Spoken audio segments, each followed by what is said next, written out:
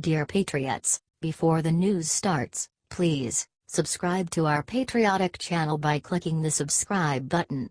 Give us a thumbs up to this video. Don't forget to leave your opinion below in the comments section.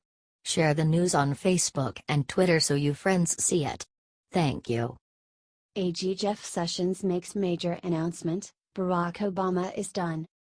Attorney General Jeff Sessions just dropped a bomb on Barack Obama when he rescinded a letter issued by the former president that deals with how local courts penalize defendants.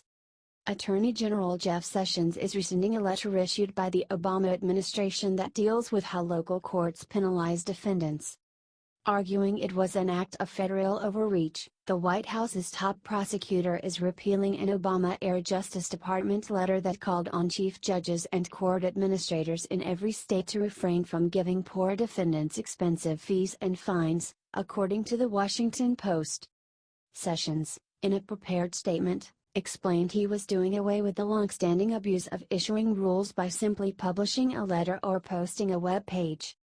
Western journalism reported that Sessions repealed an Obama-era Justice Department letter that called on chief judges and court administrators in every state to refrain from giving poor defendants expensive fees and fines.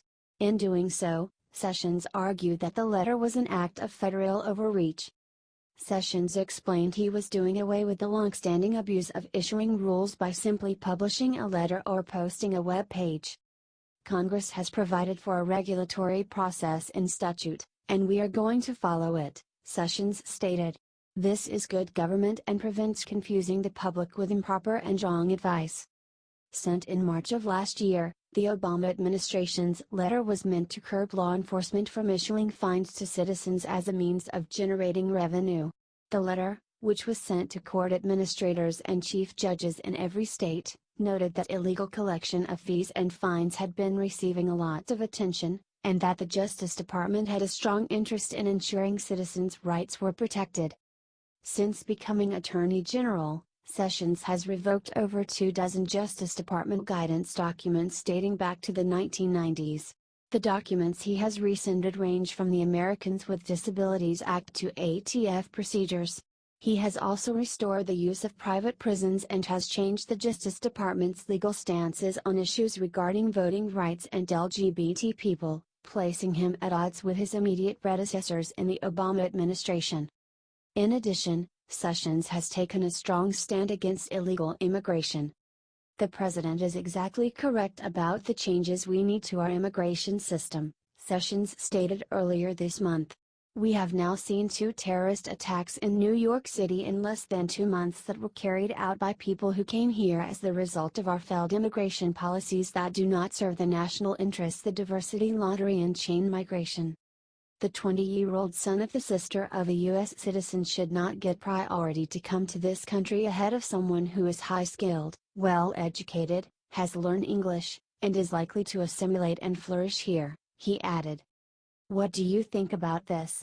Let us know your thoughts in the comments section.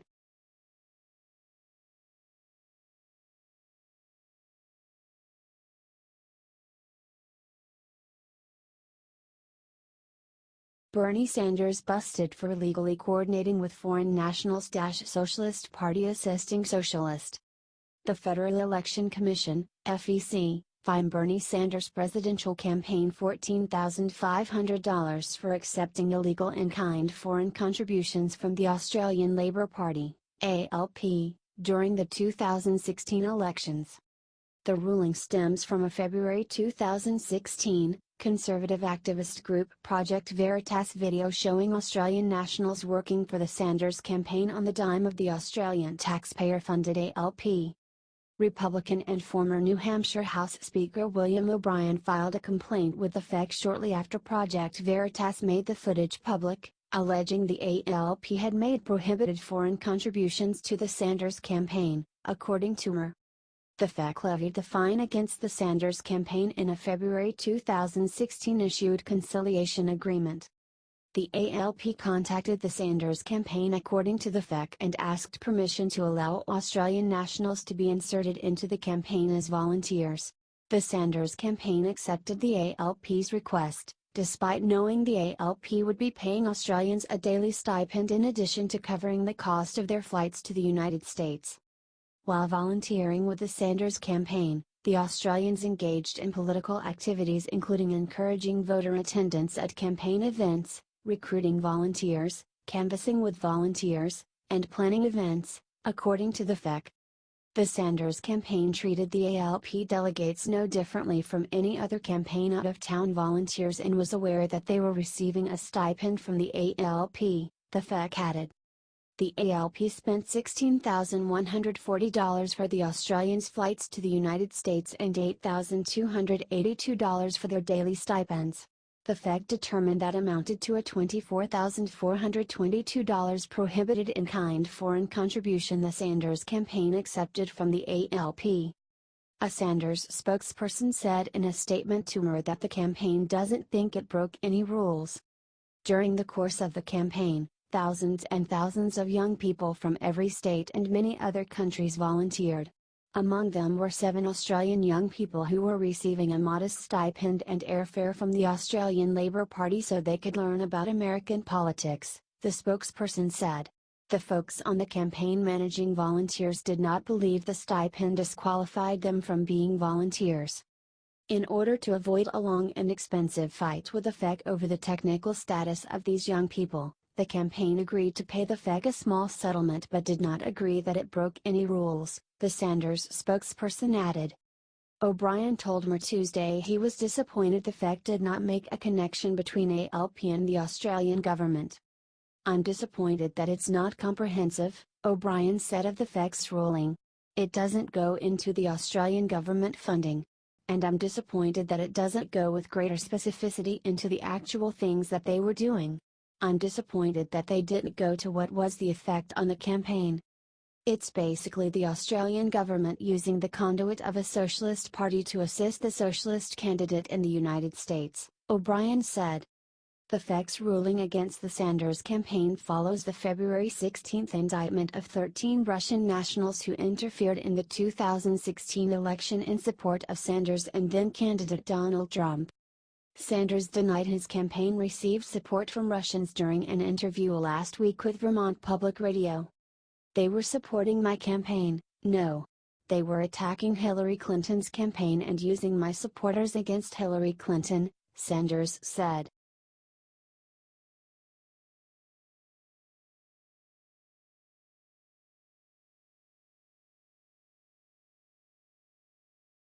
Devin Nunes dropped the hammer on Hillary Clinton with these 7 words. "There is only one real scandal about collusion during the 2016 campaign. And it has nothing to do with Donald Trump." During an interview on Fox News Channel, Devin Nunes dropped the hammer on Hillary Clinton with 7 words. Nunes appeared on Hannity to discuss the recent developments in the Russia investigation. He was responding to the Democrats' political memo, which ended up being nothing more than talking points designed to distract from the real scandal, the fact that the FBI used a fake news dossier paid for by the Clinton campaign to spy on the Trump campaign. And make no mistake, it allowed them to spy on the Trump campaign. The warrant allowed the FBI to look at emails and texts while Carter Page was a member of the Trump campaign. Nunes also blasted the Clinton campaign for being the one engaged in collusion. They paid money that was funneled to a foreign spy who put together a hoax dossier in order to swing the election. But more worrisome for Clinton was when Nunes declared that, "It's clear collusion and no one is investigating it." That was a distinct call for Attorney General Jeff Sessions to appoint a special counsel to investigate the real collusion scandal during the 2016 election, Hillary Clinton and the foreign spy who worked with the Russians to try and destroy Trump. Here's the question he posed.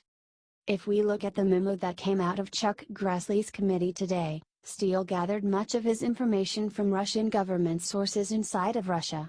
So if I put the 2 memos together, the new one tonight, yours from Friday, Hillary Clinton paid for Russian propaganda, turned out to be lies, not verified, then used for a FISA warrant, and I'm, like, not only was it paid for to manipulate and lie to the American people but then to spy on an opposition party candidate. Sir, are there crimes committed here? Before we get to Nunes's answer, let's parse what Hannity asked. He refers to this sentence in the Grassley-Graham memo. On the face of the dossier, it appears that Mr. Steele gathered much of his information from Russian government sources inside Russia. There are two ways to read that sentence. One way is that Steele talked to people who worked for the government who shared information they weren't supposed to, in the way that a media outlet might talk to a source in the White House who talks under the cover of anonymity. The other way it can be read is that government officials were using Steele to spread misinformation deliberately. Do you agree a special counsel should investigate Hillary Clinton for collusion? Let us know your thoughts in the comments section.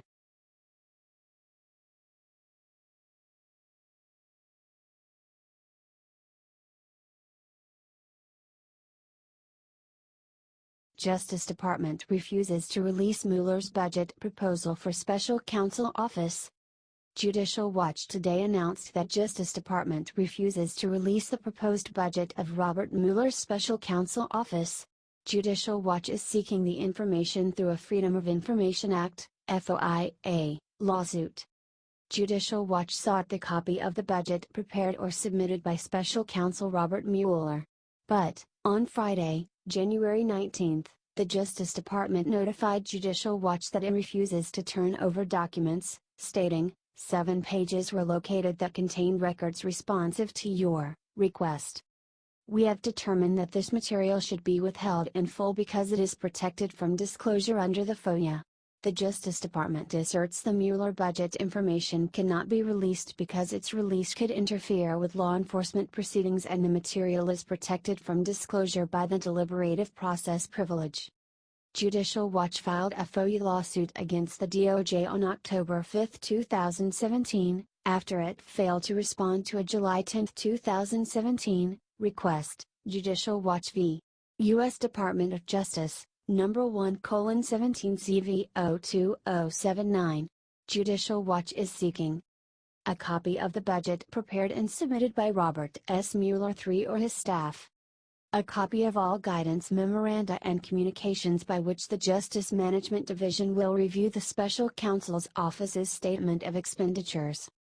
A copy of each document scoping, regulating, or governing the Special Counsel's Office appointed under the leadership of Mueller III.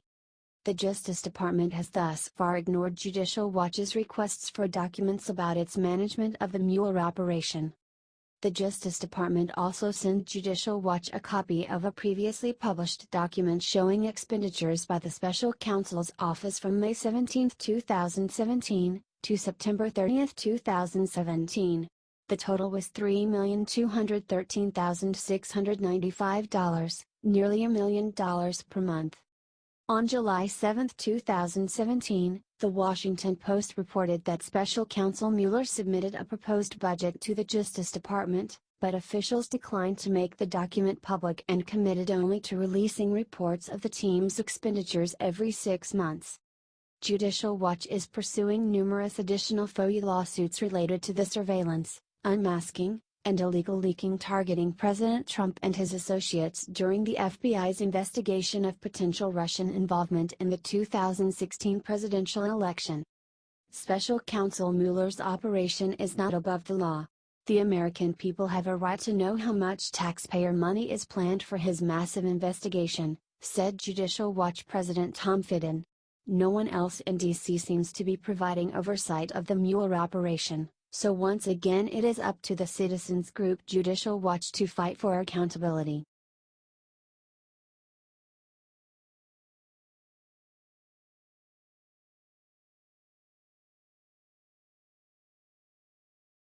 WikiLeaks publishes extremely incriminating evidence about the death of Justice Scalia. Democrats want it buried. WikiLeaks has some extremely incriminating evidence about the death of Justice Scalia, and the suspicious death has ties to Hillary Clinton and other Democrats. Despite Scalia being known for his unhealthy lifestyle, after his death last year, there was a damaging collection of foul play. Hillary cannot continue with all this deceit, and we cannot let her get away with her rotten crimes any longer. Reported by Thuwiner. A former DC homicide commander, William O. Ritchie raised some illogical questions. Although the man was exceedingly unhealthy, conspiracy theorists were quick to suspect foul play. Here's what you need to know, and it could end Clinton forever. Even the ranch owner, who found Scalia dead, had suspicions about the man's sudden death. "We discovered the judge in bed, a pillow over his head. His bedclothes were unwrinkled," John Poindexter, the ranch owner, told reporters. He added that Scalia was lying very restfully. "It looked like he had not quite awakened from a nap."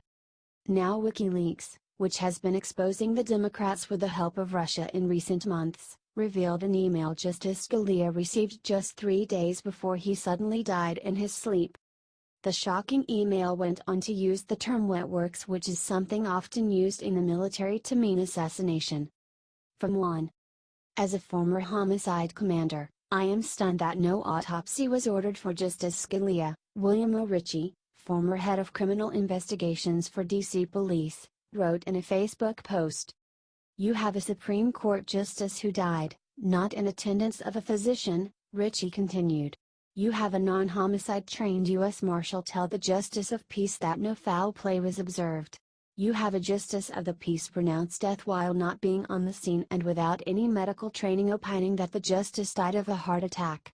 What medical proof exists of a myocardial infarction? Why not a cerebral hemorrhage?" Those who dare go against the Soros/Obama/Clinton agenda often mysteriously and suddenly die. No autopsy says it was not a natural death. An autopsy should have been done. He wasn't that old, and the circumstances alone would have warranted one.